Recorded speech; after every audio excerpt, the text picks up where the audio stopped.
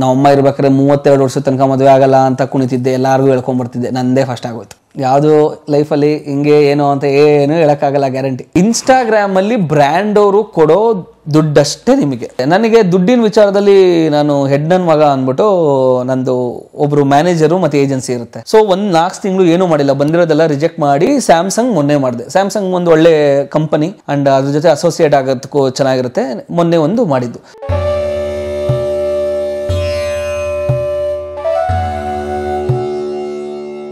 ಯೂಟ್ಯೂಬಿಂದ ನಿಮ್ಗೆ ರೆವಿನ್ಯೂ ಬರೋಕ್ಕೆ ಶುರು ಆಯಿತು. ಸೊ ಮೊದಲ ಬ್ರ್ಯಾಂಡ್ ಪ್ರಮೋಷನ್ ಬಂದಿದ್ದು ಎಷ್ಟು ತಿಂಗಳಾದ್ಮೇಲೆ? ಒಂದು 4-5 ತಿಂಗಳು ಆದಮೇಲೆ. 4-5 ತಿಂಗಳು ಆದಮೇಲೆ ಅಂದರೆ ಅವಾಗ ಪೀಕಲ್ಲಿದ್ನಲ್ಲ, ಅವಾಗ ಬಂತು. ಬೈಜೂಸ್ ಅವರು ಬಂದಿದ್ರು, ಅವಾಗ ತುಂಬ ಪೀಕಲ್ಲಿತ್ತಲ್ಲ ಅವಾಗ ಆನ್ಲೈನ್ ಇದೆಲ್ಲ. ಆನ್ಲೈನ್ ಯಾಕಂದರೆ ಕೋವಿಡ್ ಬೇರೆ ಇತ್ತು, ಆನ್ಲೈನ್ ಹೆವಿ ಪೀಕಲ್ಲಿತ್ತು. ಹೌದು, ಆನ್ಲೈನ್ ಎಲ್ಲ ಹೆವಿ ಪೀಕಲ್ಲಿತ್ತು. ಸೊ ಬೈಜೂಸ್ ಅವ್ರದ್ದು ನನಗೆ ನೆನಪಿದೆ ಅನಿಸುತ್ತೆ. ಆ್ಯಂಡ್ ಎಲ್ಲರೂ ಏನು ಅಂತ ಅಂದರೆ, ಒಂದು ವಿಡಿಯೋ 2 ವಿಡಿಯೋ ವೈರಲ್ ಆಗಿದ ತಕ್ಷಣ ಬ್ರ್ಯಾಂಡ್ಸ್ಗಳು ಬರುತ್ತೆ ಅನ್ನೋದೆಲ್ಲ ಸುಳ್ಳು. ಒಂದು ಬ್ರ್ಯಾಂಡ್ಸ್ ಹೇಗೆ ವರ್ಕ್ ಆಗುತ್ತೆ, ನಮಗೆ ಬರೋದು ಹೇಗೆ ಅಂತ ಅಂದರೆ ಯಾರಿಗಾದರೂ ಬರಲಿ, ಅವರು ಆ್ಯಾವ್ರೇಜ್ಗಳನ್ನ ತೊಗೊತಾರೆ. ಲಾಸ್ಟ್ 10 ವಿಡಿಯೋ ನೋಡ್ತಾರೆ, ಎಷ್ಟು ವ್ಯೂಸ್ ಹೋಗಿದೆ. ಆ್ಯಂಡ್ ಕಮೆಂಟ್ಸ್ ಬಂತು, ಲೈಕ್ ಬಂದು ಅಂದಿದ ತಕ್ಷಣ ಎಲ್ಲರಿಗೂ ಬ್ರ್ಯಾಂಡ್ಸ್ ಸಿಗಲ್ಲ. ಅವರು ಯಾವ ರೀತಿಯ ಕಮೆಂಟ್ ಬಂದಿದೆ, ಜನ ಯಾವ ರೀತಿಯ ಕಮೆಂಟ್ ಹಾಕಿದ್ದಾನೆ, ಇವ್ರ ಜೊತೆ ಜನರ ಸಂಬಂಧ ಹೇಗಿದೆಯೋ, ಬೈತಿದೆಯೋ, ಹೊಗಳ್ತಾ ಇದ್ದಾರೋ. ಸೊ ನಾನು ನನ್ನ ಬ್ರ್ಯಾಂಡ್ನ ಪ್ರಮೋಟ್ ಮಾಡಿಸ್ಕೊಬೇಕು ಅಂತ ಅಂದರೆ, ನನ್ನ ಬ್ರ್ಯಾಂಡ್ನ ಇವ್ನು ರೆಪ್ರೆಸೆಂಟ್ ಮಾಡ್ತಾ ಇದ್ದಾನೆ, ಅವ್ನಿಗೆ ಯಾವ ಥರ ಹೆಸರಿದೆ ಅಂತ ತುಂಬ ವಿಚಾರಗಳು ನಡೆಯುತ್ತೆ. ನಾನು ಜನರ ಹತ್ರ ನಾನು ಕೇಳೋದು ಏನಂದರೆ, ಒಂದು ವಿಡಿಯೋ ವೈರಲ್ ಆಗಿದ ತಕ್ಷಣ ಇವ್ನಿಗೇನು ಬ್ರ್ಯಾಂಡ್ ಬಂದ್ಬಿಡುತ್ತೆ, ಬ್ರ್ಯಾಂಡಿಂದ ಜೀವನ ಮಾಡಿಬಿಡುತ್ತೆ, ಆಗ್ಬಿಡುತ್ತೆ ಅಂತಲ್ಲ. ನಾನು ಯಾಕೆ ಈ ವಿಚಾರ ಹೇಳ್ತಾ ಇದ್ದೀನಿ ಅಂದರೆ, ಅದು ತುಂಬ ದೊಡ್ಡ ತಪ್ಪು ಕಲ್ಪನೆ ನಮ್ಮಲ್ಲಿ ಇರೋದು. ಅಂದರೆ ಇಟ್ಸ್ ಅ ಲಾಂಗ್ ಒಂದು. ಇವಾಗ ನಿಮಗೆ ಯಾವಾಗ ಬಂದಿದ್ದು ಒಂದು ಬ್ರ್ಯಾಂಡು? ಹೇಗೆ ಆನ್ಲೈನ್ ಕಾಂಟ್ಯಾಕ್ಟ್ ಮಾಡ್ತಾರೆ ಅವರು? ಮೇಲ್ಗಳಿತ್ತು, ಇಲ್ಲ ಅಂದ್ರೆ DM ಮೂಲಕ, ಇನ್ಸ್ಟಾಗ್ರಾಮ್ ಮೂಲಕ ಇದನ್ನ ಮಾಡೋದಲ್ಲಿ. ಸೊ ಇವಾಗೆಲ್ಲ ನಾವು ಏಜೆನ್ಸಿಗಳ ಜೊತೆ ಟೈಅಪ್ ಆಗಿರೋದ್ರಿಂದ ಏಜೆನ್ಸಿಗಳೇ ಇರ್ತಾರೆ. ನಮ್ಮದೇ ಒಂದು ಸಪ್ರೇಟ್ ಮೇಲ್ ಐಡಿ ಇರುತ್ತೆ. ಮೇಲ್ ಐಡಿಗೆ ಕ್ವೆರಿಗಳು ಬರುತ್ತೆ, ಸುಮಾರು ಕ್ವೆರಿಗಳು ಬರುತ್ತೆ. ಅಂದರೆ ಹೋಟ್ಲಿಂದ ಹಿಡಿದು, ರೆಸಾರ್ಟಿಂದ ಹಿಡಿದು, ಈ ಥರ ಮತ್ತೊಂದು ಎಲ್ಲ ಬರ್ತಾ ಇರುತ್ತೆ. ನೀವು ಚೂಸ್ ಮಾಡ್ಕೊತೀರ ಅಲ್ಲಿ ಯಾವುದು ಮಾಡೋದು ಅಂತ ಎಲ್ಲ. ಬಿಕಾಸ್ ತುಂಬ ಬಂದಿದ್ದ ಬ್ರ್ಯಾಂಡ್ಗಳೆಲ್ಲ ಮಾಡಿದ್ರು ಆ್ಯಸ್ ಅನ್ ಆಡಿಯನ್ಸ್ ನಾನು ನಿಮ್ದ್ರಲ್ಲಿ ಕಂಟೆಂಟ್ ನೋಡಬೇಕು. ಬರೀ ಬ್ರ್ಯಾಂಡ್ ನೋಡ್ಕೊಂಡು ಕೂತ್ಕೊಂಡ್ರೆ ನಿನಗೂ ಜೀವನ ಮಾಡಬೇಕು, ಓಕೆ. ಬಟ್ ಜನ ನಿನ್ನ ಕಾಂಟೆಂಟ್ ನೋಡ್ತಿರೋದು ಒಂದು ಫನ್ನಿಗೆ. ನೀನು ಬರೀ ಸೇಲ್ಸ್ಮನ್ ಕೆಲಸ ಮಾಡ್ಕೊಂಡು ಕೂತ್ಕೊಂಡ್ರೆ ಅವ್ರಿಗೂ ಬೋರ್ ಆಗೋಗ್ಬಿಡುತ್ತೆ. So it's about the balance ಇರಲೇಬೇಕಲ್ಲಿ. 1000 ವೀಡಿಯೋಸ್ ಕ್ರಿಯೇಟ್ ಮಾಡಿದ್ದೀನಿ. 1000 ವೀಡಿಯೋಸ್, ಹೌದು. ಅಂಡ್ ಎಷ್ಟೊಂದು ನಾ ಡಿಲೀಟ್ ಮಾಡಿದ್ದೀನಿ, ಆರ್ಕೈವ್ ಮಾಡಿದ್ದೀನಿ. ಯಾಕೆ? ನಾನು ಒಂಥರ ಹುಚ್ಚ. ನನಗೇನಾದರೂ ಒಂದು ಮಾಡಿರ್ತೀನಿ, ತುಂಬ ಚೆನ್ನಾಗೇ ಓಡಿರುತ್ತೆ, ಜನನೂ ಇಷ್ಟಪಟ್ಟಿರ್ತಾರೆ, ನನಗೆ ಅದು ಸಮಾಧಾನ ಆಗಿಲ್ಲ ಅಂದರೆ ನಾನು ಡಿಲೀಟೇ ಮಾಡಿಬಿಡ್ತೀನಿ ಅದನ್ನು. ನಾವು ಅದನ್ನೇ ಹೇಳಿಲ್ವಾ ಮೇನು, ನಾವೆಲ್ಲ ಹೆಂಗೆ ಸ್ಟಾರ್ಟ್ ಮಾಡಿದ್ದು ಅಂತ ಅಂದರೆ, ಕಾಸು ಅದು ಹೆಂಗೋ ಆಗುತ್ತೆ, ಅದು ಹೆಂಗೋ ಬರುತ್ತೆ, ಹೆಂಗೆ ಅಂತ ನನಗೆ ಗೊತ್ತಿಲ್ಲ, ಹೆಂಗೋ ದುಡ್ಕೊತೀವಿ ನಾವು. ಮೇನ್ ಏನು ಅಂದರೆ, ನಮ್ಮ ಖುಷಿಗೋಸ್ಕರ ನಮ್ಮ ಒಂದು ತಲೆಯಲ್ಲಿದ್ದನ್ನ ಹೊರಗೆ ಹಾಕೋಕ್ಕೆ ನಾವು ಇದನ್ನು ಮಾಡೋಕ್ಕೆ ಸ್ಟಾರ್ಟ್ ಮಾಡಿದ್ದು.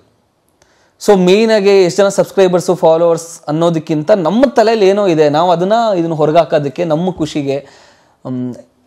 ಒಂದು 60,000, 70,000, 80,000, ನಂದು 60,000 ಸಂಬಳ, ಅದ್ರದ್ದು ಇನ್ಸೆಂಟಿವ್ ಅಂತ ನೈಟ್ ಶಿಫ್ಟ್ ಅಲವೆನ್ಸ್ ಎಲ್ಲ ಬಂದಿರೋ ಎಲ್ಲ ಒಳ್ಳೆ ಒಂದು 70,000-75,000 ರೂಪಾಯಿ ಸಂಬಳದ್ದು. ಆ ಕೆಲಸ ಎಲ್ಲ ಎಂತಕ್ಕೆ ಬಿಟ್ಟಿದ್ದೇಳಿ, ನೀನು ಕಮ್ಮಿ ಆದರೂ ಪರವಾಗಿಲ್ಲ ಅಥವಾ ನೀನು ರಿಸ್ಕ್ ಆದರೂ ಪರವಾಗಿಲ್ಲ ಅಂತ. ಮೇಯ್ನಾಗಿ ಏನು ಅಂತಂದರೆ, ನಮಗಿದು ಖುಷಿ ಕೊಡುತ್ತೆ ಅನ್ನೋದು. ಸೊ ಸುಮಾರು ಒಂದು 200 ವಿಡಿಯೋ ಡಿಲೀಟ್ ಮಾಡಿರಬಹುದೇನೋ ನಾನು. ಸೊ ಒಂದು ಚೂರು ಇನ್ನೊಂದಕ್ಕೆ ಯಾವುದಕ್ಕೋ ಹೋಲಿಕೆ ಇದ್ದರೆ ಮುಖಾಮುಖಿ ನೋಡಲ್ಲ, ಡೈರೆಕ್ಟಾಗಿ ಕಾಪಿ ಅಂದ್ಬಿಡ್ತಾರೆ.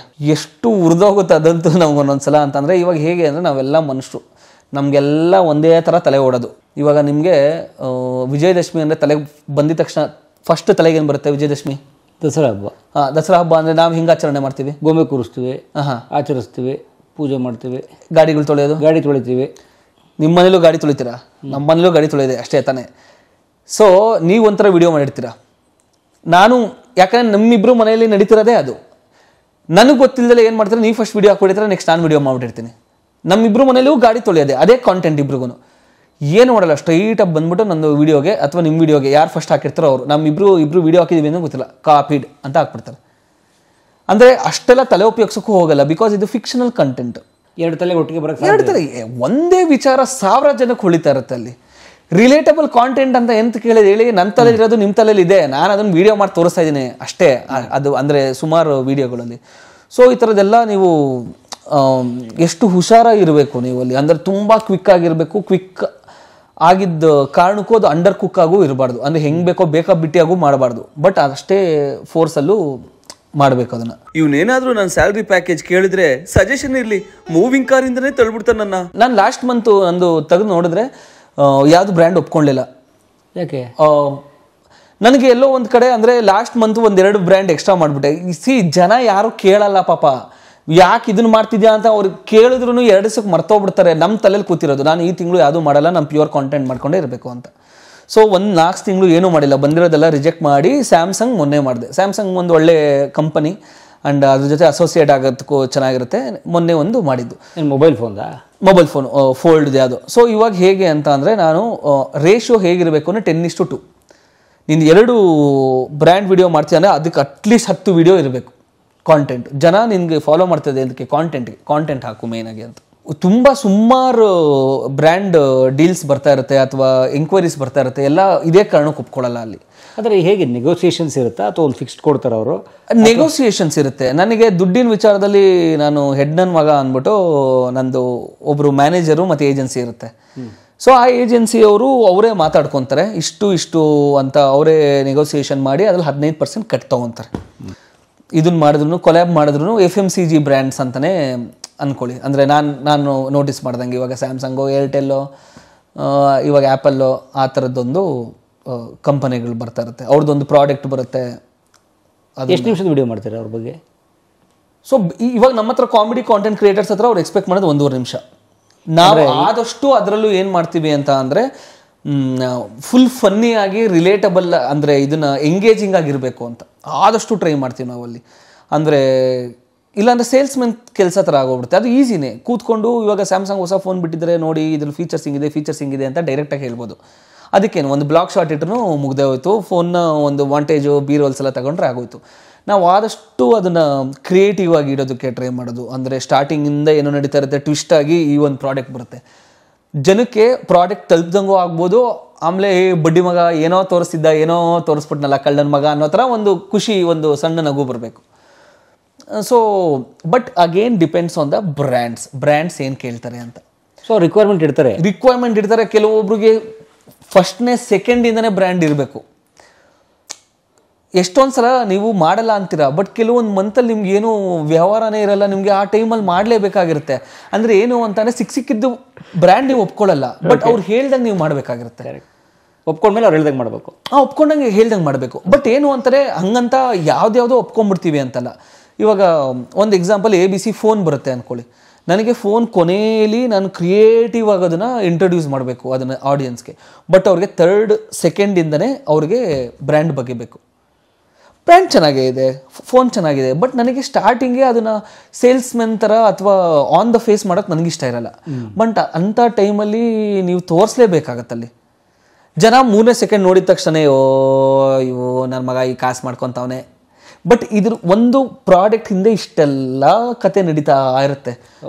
ಒಂದೊಂದ್ಸಲ ನಾವು ರಿಜೆಕ್ಟ್ ಮಾಡಿದ್ದು ಇದೆ, ನಾವು ಇದನ್ನ ಮಾಡಲ್ಲ ಅಂತ ಹೇಳಿದ್ದು ಇದೆ. ಸೊ ಅವ್ರ ವಸ್ತುಗಳನ್ನು ಕಾಂಪ್ಲಿಮೆಂಟ್ರಿ ಕಳಿಸ್ತಾರೆ? ಇಲ್ಲ, ನನಗೆ ಗೊತ್ತಿರೋ ಹಂಗೆ ಉದಾಹರಣೆ ಮೊನ್ನೆ ಸ್ಯಾಮ್ಸಂಗ್ ಮಾಡಿದ್ರಿ. ಇಲ್ಲ ಕೊಡಲ್ಲ. ನಾನು ಕೇಳಿದೆ, ನಾನು ಅಟ್ಲೀಸ್ಟ್ ಒಂದು 20-30% ಆಫ್. ನಂಗೆ ಸಕ್ಕತ್ ಇಷ್ಟ ಆಗೋಯ್ತು ಫೋನು, ಆಯ್ತಾ. ಫೋಲ್ಡ್ ಶೋಕಿ ಫೋನು, ಆಯ್ತಾ, ಚೆನ್ನಾಗಿದೆ ಫೋನು. ಅಂದರೆ ಪ್ರಾಕ್ಟಿಕಲ್ಗಿಂತ ಎಲ್ಲರೂ ಒಂದು ಹೋದಾಗ ತೆಗೆದು ಹಿಂಗೆಲ್ಲ ಓಪನ್ ಮಾಡಿ ಮಾಡೋಕ್ಕೆ ಮಸ್ತಾಗಿದೆ ಫೋನ್. 1,10,000. ಹೌದು, ಶೋಕಿ comes with a cost. So ನಾನು ಅಂದೆ ಒಂದು 30-40% ಆಫ್ ಕೊಟ್ಬಿಡ್ತೀರಾ ಅಂತ. ಅವೆಲ್ಲ ಇಲ್ಲ, ನಿಂಗೆ ಎಷ್ಟು ಫಿಕ್ಸ್ ಆಗಿದೆಯೋ ಪ್ರೈಸು ಅದನ್ನು ಈಸ್ಕೊಂಡು ಮುಚ್ಕೊಂಡು ಹಂಗೆ ಕೊಟ್ಟು ಹೋಗಿ, ಅದೆಲ್ಲ ಇಲ್ಲ. ಇದನ್ನೆಲ್ಲ ಕಳಿಸ್ತಾರೆ. ಏನೇನೋ ಈ ಕಾಫಿ ಪುಡಿದ ಅದನ್ನೆಲ್ಲ ಮಾಡ್ರೆ ಅಂಥವನ್ನೆಲ್ಲ ಕಳಿಸ್ತಿರ್ಬೇಕಾದ್ರೆ ದೊಡ್ಡದು ಏನೂ ಇಲ್ಲ ಅಲ್ಲಿ. ಆಪಲ್ ಕಳಿಸಲ್ಲ. ಆ್ಯಪಲು ಸ್ಯಾಮ್ಸಂಗು ಅವೆಲ್ಲ ಇಲ್ಲ. ರಾಗಿ ಹಿಟ್ಟು, 1-2 ಚಿಕನ್ ಪೀಸು ಅಂಥದ್ದಿದ್ರೆ ಶೂಟ್ ಮಾಡಬೇಕಲ್ಲ, ಅದನ್ನು ಕಳಿಸ್ತಾರೆ. ಓಕೆ. ಸೊ ಈಗ ಯೂಟ್ಯೂಬ್ ರೆವಿನ್ಯೂ ಬೆಟರ್ ಇದೆಯಾ ಅಥವಾ ಇನ್ಸ್ಟಾಗ್ರಾಮ್? ಯೂಟ್ಯೂಬ್ದ ನಾನೊಂದು ಸತ್ಯ ತೋರಿಸ್ತೀನಿ ನಿಮಗೆಲ್ಲ. ಸೊ ಯೂಟ್ಯೂಬ್ ಏನೇನು ನೀವು ಅಂದರೆ ತೋರಿಸೋದಕ್ಕೆ ನೋಡಿ, ಝೂಮ್ ಆಗುತ್ತಾ? ಏನು ಗುರು ಓಪನ್ ತೋರಿಸ್ತಾರೆ? ಯಾಕಂದ್ರೆ ಕಮ್ಮಿ ಬಂದಿರೋದಲ್ಲ, ಇಲ್ಲ ಜಾಸ್ತಿ ತೋರಿಸ್ತಿರಲಿಲ್ಲ ಅಲ್ಲ ಅಲ್ಲಿ. ಸೊ ನೋಡಿ, 1.4 crore ವ್ಯೂಸ್ ಇದೆ. ಎಸ್ಟಿಮೇಟೆಡ್ ರೆವೆನ್ಯೂ ಎಷ್ಟಿದೆ? 15,000. 15,000. ಸೊ 15,000 ಇಟ್ಕೊಂಡು ಅಂದರೆ ನಮ್ಮ ಜನರ ತಲೆಯಲ್ಲಿ ನಾನು ಡಿಬಂಕ್ ಮಾಡೋಕ್ಕೆ ಟ್ರೈ ಮಾಡ್ತಿರೋದು, ನಾನು ಇದನ್ನ ಮಾಡೋದಕ್ಕೆ ಟ್ರೈ ಮಾಡ್ತಿಲ್ಲ. ಡಿಸ್ಕರೇಜ್ ಡಿಮೋಟಿವೇಟ್ ಖಂಡಿತ ಇಲ್ಲ, ಮಾಡಿ ಎಲ್ಲ ಏನು ಬೇಕಾದ್ರೂ ಮಾಡ್ಕೊಳ್ಳೋಣ. ನಿಮಗೆ 1,000 ವಿಡಿಯೋ ಮಾಡಿದವ್ರಿಗೆ 15,000 ಬರ್ತಾಯಿದೆ, 15,000 ಬರ್ತಿದೆ ಅಲ್ಲಿ. ಸೊ ಯೂಟ್ಯೂಬಲ್ಲೂ ಅಷ್ಟೇ, ನೀವು ಏನು ಮಾಡ್ತಾ ಇದ್ದೀರಾ, ಹೆಂಗೆ ಮಾಡ್ತಾ ಇದ್ದೀರಾ, ಡ್ಯೂರೇಷನ್ ಎಷ್ಟಿದೆ, ಜನ ಎಲ್ಲಿಂದ ತನಕ ಕೂತ್ಕೊಂಡು ನೋಡ್ತಾ ಇದ್ದಾರೆ. ನಾವೆಲ್ಲ ಶಾರ್ಟ್ ಫಾರ್ಮ್ ವೀಡಿಯೋಸ್ ಮಾಡೋದ್ರಿಂದ 15,000 ರೂಪಾಯಿ ಏನಕ್ಕಾಗುತ್ತೆ? ದೊಡ್ಡ ಅಮೌಂಟೇ, ಒಳ್ಳೆ ಅಮೌಂಟೇ ನಾನು ಹೇಳ್ತಿರೋದು. ಬಟ್ ಮೀಮ್ ಹಾಕಿದ್ರಲ್ಲ, ಯೂಟ್ಯೂಬಿಂದ ಕೋಟಿ ರೂಪಾಯಿ ಸಂಪಾದನೆ ಮಾಡಿ ಮನೆ ಕಟ್ಟಿದ, EMIಗಾದರೂ ಆಗುತ್ತಾ ಇದು 15,000? ಚಾನ್ಸೇ ಇಲ್ಲ. ಸೊ ನಾವು ಹೊರಗಿಂದ ಹೇಗೆ ನೋಡ್ತೀವೋ, ನಾವು ಆ ಟೂಲ್ಗಳು ಇಟ್ಕೊಂಡು ಏನೇನು ಕ್ಯಾಲ್ಕುಲೇಟ್ ಮಾಡ್ತೀವೋ ಎಲ್ಲ ಕಾಗೆ. ಇವಾಗ ನಿಮ್ಮದು ಅಂದರೆ ಹೇಳ್ತಿರೋದಷ್ಟೇ, ನಿಮ್ದು ಎಷ್ಟು ಬರುತ್ತೋ ನಂಗೆ ಗೊತ್ತಿಲ್ಲ. ನನಗೆ ಯಾವುದೋ ಒಂದು ಇನ್ಸ್ಟಾಗ್ರಾಮಲ್ಲೇ ಯೂಟ್ಯೂಬಲ್ಲೋ ಕಲಾ ಮಾಧ್ಯಮದಿಂದ ಎಷ್ಟು ಬರುತ್ತೆ, ಭಾಗ್ಯ ಟಿವಿಯಿಂದ ಎಷ್ಟು ಬರುತ್ತೆ, ರೇಖಾ ಅಡಿಗೆ ಅವರಿಂದ ಎಷ್ಟು ಬರುತ್ತೆ, ಡಾಕ್ಟರ್ ಬ್ರೋ ಹಿಂಗೆ ಬರುತ್ತೆ, ಹಾಂ ಎಲ್ಲ 10 ಲಕ್ಷ 15 ಲಕ್ಷ ಎಲ್ಲ ಇರುತ್ತೆ. ಸೊ ನಾನು ಮಾತಾಡೋದು ನೋಡಿದ್ದೀನಿ ನನ್ನ ಫ್ರೆಂಡ್ಸೇ, ನಾವು ಟೀ ಹರ್ಕೊಂಡೆಲ್ಲ ಕೆಲಸ ಮಾಡಬೇಕು, ಇವರೆಲ್ಲ ಎಷ್ಟು ಈಸಿಯಾಗಿ ಸಂಪಾದನೆ ಮಾಡಿಬಿಡ್ತಾರೆ, ಮನೇಲೇ ಇರ್ತಾರೆ. ಅಂದರೆ ನೀವು ಮಾಡ್ತಿರೋ ಕೆಲಸ ಕಮ್ಮಿ ಅಂತ ಹೇಳ್ತಿಲ್ಲ, ಅಫ್ಕೋರ್ಸ್ ಅವ್ರು ನಮ್ಗಿಂತ ಪಾಪ ಇನ್ನೂ ಜಾಸ್ತಿ ಕಷ್ಟನೇ ಪಡ್ತಿರ್ಬೋದು. ಬಟ್ ನಮ್ದು ಏನೂ ಇಲ್ಲ ಅನ್ನೋ ಥರ ಹೇಳಬೇಡಿ, ಏನು ಕಷ್ಟನೇ ಇಲ್ಲ ಅನ್ನೋ ಥರ ಹೇಳಬೇಡಿ. ಎಲ್ಲರದು ಅವ್ರದ್ದೇ ಆದ ಒಂದು ಕಷ್ಟ ಇರುತ್ತೆ. But we are blessed enough. ಇವಾಗ ತುಂಬ ಜನದ ನೋಡಿಕೊಂಡ್ರೆ ನಾವು ವಿ ಆರ್ ಬ್ಲೆಸ್ಡ್. ಪಾಪ ನಮ್ಗಿಂತ ಎಷ್ಟು ದೈಹಿಕವಾಗಿ ಕೆಲಸ ಮಾಡೋರು ಇರ್ತಾರೆ. ಅವರಿಗೆ what I am trying to say, ನಾನು ಅವ್ರಿಗಿಂತ ನಾವು ಹೆಚ್ಚು ಅಂತ ನಾನು ಹೇಳೋದಿಲ್ಲ. ಜಸ್ಟ್ ಬಿಕಾಸ್ ನಮ್ಮ ಮುಖ ಕ್ಯಾಮ್ರಾ ಬಂದಿದ ತಕ್ಷಣ ನಾವೇನು ಸ್ಪೆಷಲ್ ಅಲ್ಲ. ನಾವು ನಮಗೆ ಎಲ್ಲೋ ಒಂದು ಕಡೆ ಮಚ್ಚೆ ಇದೆ ಅಷ್ಟೇ. ಅದೊಂದು ಕಾರಣಕ್ಕೆ ನಾವು ಒಂದು ಸ್ವಲ್ಪ ಆರಾಮ್ ಅನಿಸ್ಬಹುದು, ಶೈನ್ ಆಗಿರಬಹುದು. ಬಟ್ ಪ್ರತಿಯೊಂದು ಫೀಲ್ಡಲ್ಲಿ ನಮ್ಮದೇ ಆದ ತಲೆನೋವುಗಳಿರುತ್ತೆ. ನಮ್ಗೆ ನೆಕ್ಸ್ಟ್ ತಿಂಗಳು ಏನು ಅಂತ ಗೊತ್ತಿಲ್ಲ. And at the same time ಇದನ್ನ ಹೇಳೋದಕ್ಕೆ ಹೋದರೆ, ನಿನಗೆ ಇದನ್ನು ಮಾಡು ಅಂತ ಯಾರು ಹೇಳಿದ್ದು ಅಂತ ಫಸ್ಟ್ ನಾನೇ ನಿಮ್ಗೆ ಕೇಳೋದು ಪ್ರಶ್ನೆ. ಅಂದರೆ ನೀವು ನಮಗೆ, ನಾನು ನಿಮಗೆ ಕೇಳೋದು. ನಮ್ಮ ತಲೆಯಲ್ಲಿ ನಡೀತಿರೋ ಯೋಚನೆಗಳಿವೆಲ್ಲ. ಸೌಭಾಗ್ಯ ನೆನಪಾಗಿರ್ಬೋದು, ನಿಮ್ಮಮ್ಮ ನನಗೆ ಪ್ರಾಣ, ನಿಮ್ಮಮ್ಮ ಪಾಪದವಳು ಕಣ. ನಾವು ಭಾಷಾ ತಾರತಮ್ಯ ಅಂತ ಹೇಳಬಹುದು, ಬಟ್ ಅವ್ರು ಪ್ಯೂರ್ ಬಿಸ್ನೆಸ್ ಆಗಿ ನೋಡ್ತಾರೆ. ನಾವು ಕನ್ನಡ, ನಾವು ಒಂದು ನಮ್ಮದೇ ಆದ ಒಂದು ಪ್ರದೇಶದಲ್ಲಿ ನಮ್ಮದೇ ಇಷ್ಟು ಜನ ಸಮುದಾಯವಾಗಿ ನಾವಿರೋದು. ಅವರು ಇಡೀ ಉತ್ತರ ಭಾರತ ಅಗೇನ್ಸ್ಟ್ ಕರ್ನಾಟಕದ ನಮ್ಮೊಂದು ಚಿಕ್ಕ ಪ್ರದೇಶ. ಆ ಥರ ಕಂಪೇರ್ ಮಾಡೋದಕ್ಕೆ ಹೋದರೆ ನಾವೆಲ್ಲ 10 ಜನ ಮಕ್ಕಳು ಒಬ್ಬೊಬ್ರಿಗಿಲ್ಲ. ನಾವೆಲ್ಲ ತುಂಬ ಯೋಚನೆ ಮಾಡಿ ನಮ್ಮದೊಂದು ಚಿಕ್ಕ ಕಮ್ಯುನಿಟಿ, ನಾವು ಕನ್ನಡದವರು 7 ಕೋಟಿ, ಅಲ್ಲಿ 70 ಕೋಟಿ ವಾಸಸ್ 7 ಕೋಟಿ ನೋಡ್ತಾರಲ್ಲಿ. ಅವರು ಬಿಸ್ನೆಸ್ ಥರ ಯೋಚನೆ ಮಾಡ್ತಾರಲ್ಲಿ. ಸೊ ಅವ್ರಿಗೆ ಪೇಮೆಂಟು ನಮಗೆ ಪೇಮೆಂಟು ತುಂಬ ವ್ಯತ್ಯಾಸ, ಅಜ್ಜಾಗಜಾಂತರ ವ್ಯತ್ಯಾಸ. 10 ರೂಪಾಯಿಗೆ 1 ರೂಪಾಯಿ ವ್ಯತ್ಯಾಸ. ಸೊ ಅವ್ರು 10 ರೂಪಾಯಿ ಸಿಕ್ಕರೆ ನಮ್ಗೆ ಇಲ್ಲಿ 1 ರೂಪಾಯಿ. ಇವಾಗ ನನಗೆ 50,000 ಕೊಟ್ಟರೆ ಅವ್ನಿಗೆ ಏನಿಲ್ಲ ಅಟ್ಲೀಸ್ಟ್ 5 ಲಕ್ಷ ಇರುತ್ತೆ, 10ರಷ್ಟು. ಸೊ ಆ ಥರ ಡಿಫ್ರೆನ್ಸ್ ಅಂತೂ ಇದ್ದೇ ಇದೆ. ಒಂದು ಬ್ರ್ಯಾಂಡ್ ಪ್ರಮೋಷನ್. ಸೊ ನನ್ನ ಬ್ರ್ಯಾಂಡ್ ನಮಗೆ ಅಂದರೆ ಒಂಥರ ಭಯದ ಪರಿಸ್ಥಿತಿ ಇದು. ನನಗೆ 25,000 ದುಡಿಬೇಕಾರೆ ಅವಾಗಲೇ ಹೇಳಿಲ್ವ, ಅಂಬಾನಿ ಫೀಲ್ಸ್ ಇತ್ತು. ನನಗೆ ಏನು ಮಾಡಬೇಕು ಅಂತಲೇ ಗೊತ್ತಾಗ್ತಿರ್ಲಿಲ್ಲ. ನನಗೆ 20,000 ದುಡಿಬೇಕಾರೆ ಅವಾಗ. ಇವಾಗ ನೀವು ತಿಂಗಳಿಗೆ 1 ಲಕ್ಷ ಮಾಡಿದ್ರು ನನಗೆ ಬರೀ ಸರ್ವೈವಲ್ ಮೋಡಿಗೆ ಹೊಟ್ಟೋಗ್ತೀನಿ, ಸೇವಿಂಗ್ ಮೋಡಿಗೆ ಹೊಟ್ಟೋಗ್ತೀನಿ. ಮುಂದೆ ಹೆಂಗೆ ಅಂತ ಗೊತ್ತಿಲ್ಲ. ಇದನ್ನು ತೆಗೆದು ಕೂಡಿಕು, ಇಲ್ಲಾಂದರೆ ಏನೋ ಒಂದು ಸಾಲ ತೀರಿಸು, ಇಲ್ಲಾಂದರೆ ಏನೋ ಒಂದು ಅಟ್ಲೀಸ್ಟ್ ಸಾಲ ಮುಕ್ತ ಜೀವನ ಮಾಡ್ಕೊಳ್ಳೋಣ ಅನ್ನೋದೇ ಒಂದಿರುತ್ತೆ ನನಗೆ. ಇವಾಗ ಏನೇನು ಲೋನ್ ಇದೆಯೋ ಅದನ್ನು ತೀರಿಸ್ಬಿಡೋಣ. ಸೊ ನಾಳೆ ಏನೋ ಆಗೋಯ್ತು, ಇನ್ಸ್ಟಾಗ್ರಾಮು ಯೂಟ್ಯೂಬ್ ಹೊಟ್ಟೋದ್ರೆ ನನ್ನ ಜೀವನ ಹೆಂಗೆ? ನಾನು ಹಂಗೂ ಅಂದ್ಕೊತೀವಿ, ಈ ಕ್ಷಣದ ಜೀವನ ಮಾಡೋದು ಹೇಗೆ ಅಂತ. ಅದು ಲೈಫ್ ಲಾಂಗ್ ಉಳಿಯೋ ಪ್ರಶ್ನೆನೇ ಅನ್ಸುತ್ತೆ. ಅದು ಒಂಥರ ಮಾರ್ಮಿಕವಾದ ಪ್ರಶ್ನೆ. ಈ ಕ್ಷಣಕ್ಕೆ ನಾನು ಹೆಂಗೆ ಜೀವನ ಮಾಡೋದು? ನಾನು ಭೂತಕಾಲಕ್ಕೆ ಹೋಗಲ್ಲ, ಭವಿಷ್ಯಕ್ಕೆ ಹೋಗಲ್ಲ, ವಾಸ್ತವದಲ್ಲಿ ಇರೋದು ಹೇಗೆ ಅನ್ನೋದೇ ಒಂದು ಪ್ರಶ್ನೆ. ಬಟ್ ನಾವು ಆ್ಯಸ್ ಕಾಂಟೆಂಟ್ ಕ್ರಿಯೇಟರ್ಸ್, ನಾವು ಕನ್ನಡಿಗರು ಆ್ಯಸ್ ಅ ಕಮ್ಯುನಿಟಿ ಆಗಿ ನಾವು ಸೆಕೆಂಡ್ ಸೋರ್ಸ್ ಆಫ್ ಇನ್ಕಮ್ ಅಥವಾ ಬಿಸ್ನೆಸ್ ಬಗ್ಗೆನೂ ಸ್ವಲ್ಪ ಒತ್ತು ಕೊಡಬೇಕು ಅಂತ. ಅಂದರೆ ಅವರು ಬಂದು ಅತಿಕ್ರಮಣ ಮಾಡಿಕೊಂಡು ಹಿಂಗೆ ಬಿಸ್ನೆಸ್ ಮಾಡ್ತಾ ಇದ್ದಾರೆ ಅಂತ ಕಂಪ್ಲೇಂಟ್ ಮಾಡಿದ್ರೆ ವೇಸ್ಟು. ಆ್ಯಸ್ ಕನ್ನಡಿಗಾಸ್ ನಾವು ಈ ಒಂದು ಆಂಟ್ರಪ್ರನರ್ಶಿಪ್ಗೆ ಅಥವಾ ಬಿಸ್ನೆಸ್ ಫೀಲ್ಡ್ಗೆ ಹೇಗೆ ಕಾಲ್ ಇಡಬೇಕು ಅನ್ನೋದ್ರ ಬಗ್ಗೆನೂ ನಾವು ಸ್ವಲ್ಪ ಚರ್ಚೆಗಳು ನಡಿಬೇಕು. ಇವಾಗ ನೀವು as a YouTuber, as an artist, as an actor ಆಗಿ, ನಾನೊಬ್ಬ ಆ್ಯಕ್ಟರ್ ಆ್ಯಸ್ ಅ ಯೂಟ್ಯೂಬರ್ ಅಥವಾ ಕಾಂಟೆಂಟ್ ಕ್ರಿಯೇಟರ್ ಆಗಿ ಒಂದು ಇದಕ್ಕೆ ಗ್ಯಾರಂಟಿ ಇಲ್ದಿರೋ ಫೀಲ್ಡಲ್ಲಿ ಇದ್ದಾಗ ಒಂದು ಸೆಕೆಂಡ್ ಸೋರ್ಸ್ ಆಫ್ ಇನ್ಕಮ್ ಅಥವಾ ಒಂದು ಪ್ಯಾಸಿವ್ ಸೋರ್ಸ್ ಆಫ್ ಇನ್ಕಮ್ ಹೇಗೆ ನಾವು ರೂಪಿಸ್ಕೊಬೇಕು ಅನ್ನೋದೇ ಪ್ರಶ್ನೆ ಇವಾಗ. ಸೊ ಆ ಥರದಲ್ಲಿ ಯೋಚನೆ ಮಾಡಿದ್ದೀರಾ ನೀವು? ಯೋಚನೆಗಳಿದೆ, ಬಟ್ ನಾವು ಒಂದು ಬಿಸ್ನೆಸ್ ಫ್ಯಾಮಿಲಿಯಿಂದ ಬರದೇ ಇರೋ ಕಾರಣಕ್ಕೆ ನನಗೆ ಐಡಿಯಾನೇ ಇಲ್ಲ. ಚಿಕ್ಕ ವಯಸ್ಸಿಂದ ದುಡ್ಡು ಅಂದರೆ ಹೆದರ್ಕೊಂಡು ಬಂದಿರೋದು ನಾವೆಲ್ಲ.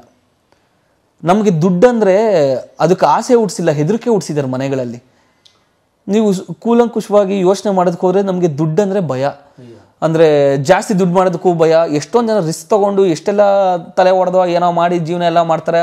ತಲೆ ಹೊಡೆದು ಅಂತಲ್ಲ, ಅದು ಇದಾಗುತ್ತೆ. ಒಂದು ರಿಸ್ಕ್ ತೊಗೊಂಡು ರಿಯಲ್ ಎಸ್ಟೇಟು ಅದು ಇದು ಅಂತೆಲ್ಲ ಮಾಡ್ತಾರೆ. ನಮ್ಗೆ ಆ ಧೈರ್ಯನೂ ಇಲ್ಲ. ಇವಾಗ ನಾವು ನಾರ್ತ್ ಇಂಡಿಯನ್ಸ್ ನೋಡಿದ್ರೆ, ಮಾರ್ವಾಡಿಗಳೆಲ್ಲ ನೋಡಿದ್ರೆ, ಅವ್ರು ಸಾಲ ಮಾಡಿ ಅಂದರೆ ಅವ್ರಿಗೆ ಹಂಗೂ ಸಪೋರ್ಟ್ ಇರುತ್ತೆ, ಅದು ಬೇರೆ ಮಾತು. ಅವರು ಒಂದು ಚಿಕ್ಕ ಅಂಗಡಿಯಿಂದ ಸ್ಟಾರ್ಟ್ ಮಾಡಿ ಅವರು ಎಲ್ಲಿಗೂ ಹೊರಟೋಗ್ತಾರೆ.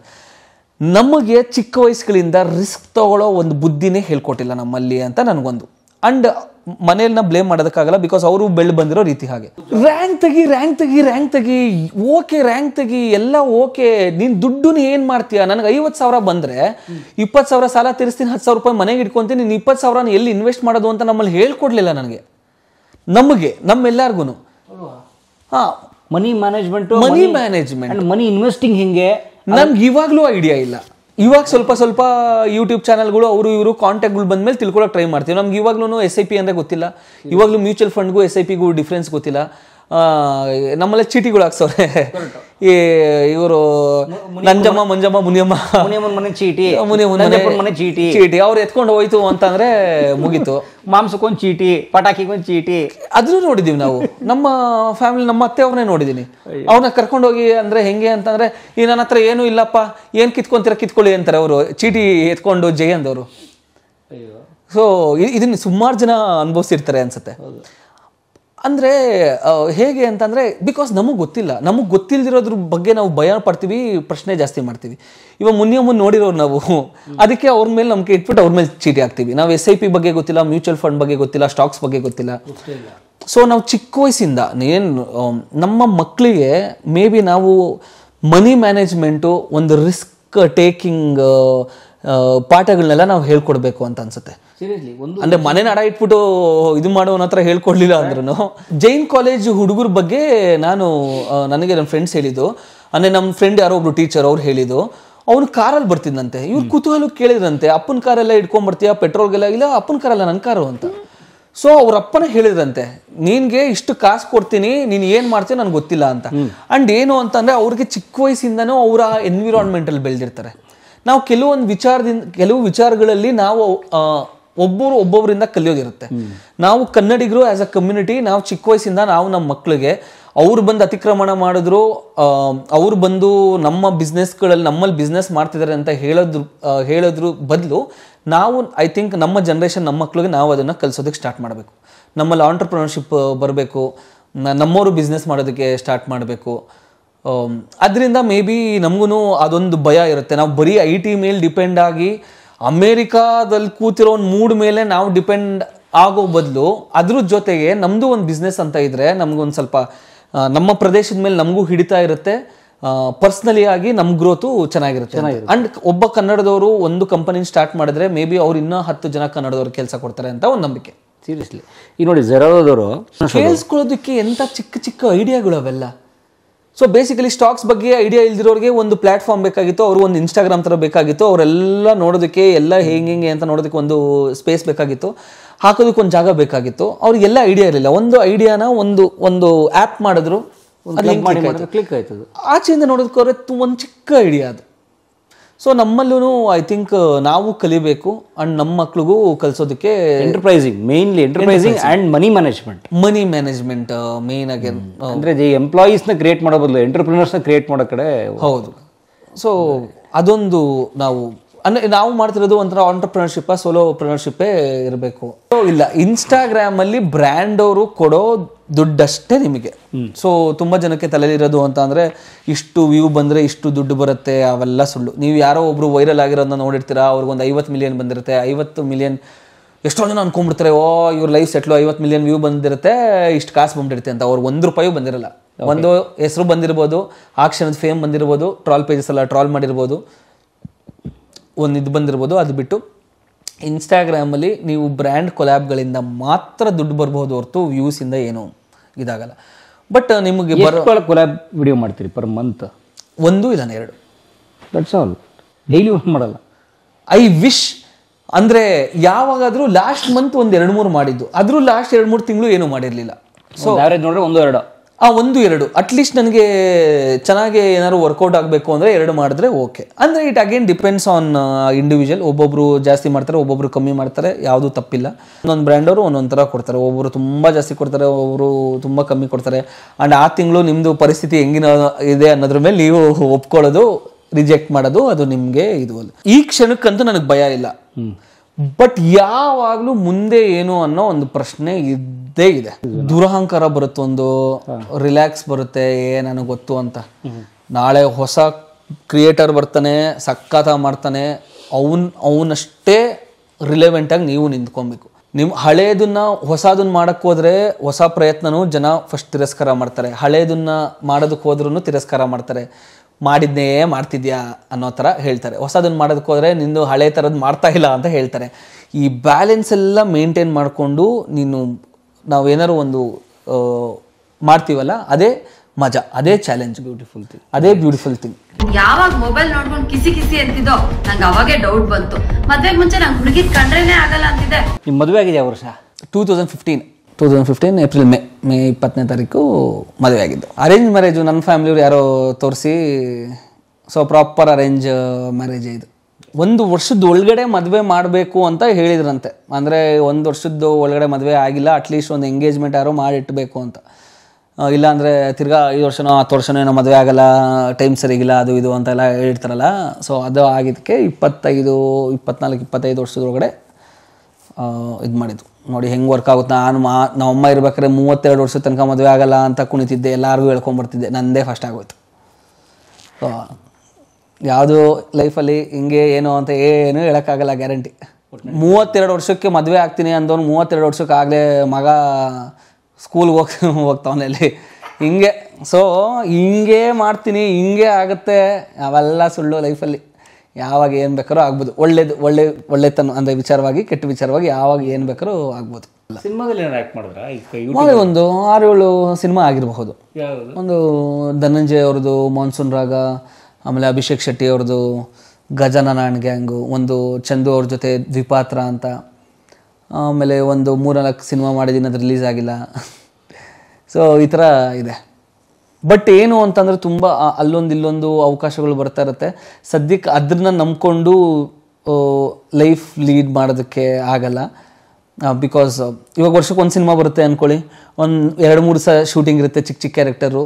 ಸೊ 2 ದಿವಸ ಶೂಟಿಂಗ್ ಮಾಡಿ ಅದ್ರ ಪೇಮೆಂಟ್ ಏನೋ ತೊಗೊತೀರಾ, ಮಿಕ್ಕಿದ 350 ದಿನ 355 ದಿನ. ಸೊ ಅದಕ್ಕೆ ಈ ಕಾಂಟೆಂಟ್ ಕ್ರಿಯೇಷನ್ ತುಂಬ ಹೆಲ್ಪ್ ಮಾಡ್ತಾಯಿದೆ. ಸೊ ಮೇಜರ್ ನಾನು ಇವಾಗಂತೂ ಇದು ನನ್ನ ವೃತ್ತಿಯಾಗೆ ತೊಗೊಂಡಿದ್ದೀನಿ. ಸೊ ಫುಲ್ ಟೈಮ್ ನನ್ನ ತಲೆ ಓಡಿಸೋದು ಬರೀ ಇದಕ್ಕೆ ಅಂತ. ಎಲ್ಲೋ ಇದೆ ಖಜೂರ್ ನನ್ನ ಮಗನೇ. ಕನ್ನಡದಲ್ಲಿ ಕಾಂಟೆಂಟ್ ಕ್ರಿಯೇಟರ್ಸ್ ನೀವು ನೋಡ್ತಿರ್ತೀರಿ, ಅನೇಕರು ಹಾಸ್ಯದ ಮೂಲಕ ರಂಜಿಸ್ತಿರ್ತಾರೆ, ಹಾಸ್ಯದ ಮೂಲಕ ನಿಮ್ಮನ್ನು ತಣಿಸ್ತಿರ್ತಾರೆ, ನಿಮ್ಮನ್ನು ಎಂಗೇಜ್ ಮಾಡಿರ್ತಾರೆ. ಅವ್ರನ್ನ ತೆರೆ ಮುಂದೆ ಅವ್ರ ಬದುಕು ಹೇಗೆ ಅಂತ ನೋಡಿರ್ತೀರಿ ನೀವು.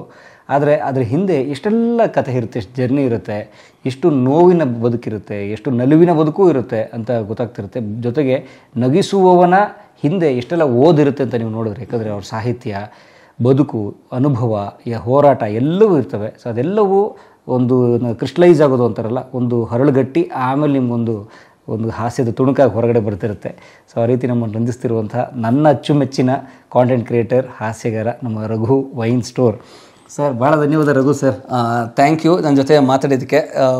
ನನಗೂ ಖುಷಿನೇ. ಬಿಕಾಸ್ ಕಲಾ ಮಾಧ್ಯಮದಲ್ಲಿ ತುಂಬ ಜನ ಸೆಲೆಬ್ರಿಟೀಸ್ ಅಥವಾ ಹೆಸರು ಮಾಡಿರೋ ಅಥವಾ ಸಾಧಕರು ಬಂದು ಹೋಗಿರ್ತಾರೆ. ಸೊ ಆ ಸಾಲಿನಲ್ಲಿ ಆ ಒಂದು ವಿಡಿಯೋಗಳಲ್ಲಿ ನಂದು ಒಂದು ಮುಖ ಬರುತ್ತೆ ಅಂತ ಅಂದರೆ I feel I am blessed, honoured. So thank you so much sir. And ನಿಮ್ಮ ಈ ಕಲಾ ಜರ್ನಿ ಏನಿದೆಯೋ ಒಂದು ಪಯಣ, ಅದು 100% ಹೀಗೆ ಮುಂದುವರಿಲಿ. ಬಿಕಾಸ್ ನಮ್ಮಲ್ಲೂ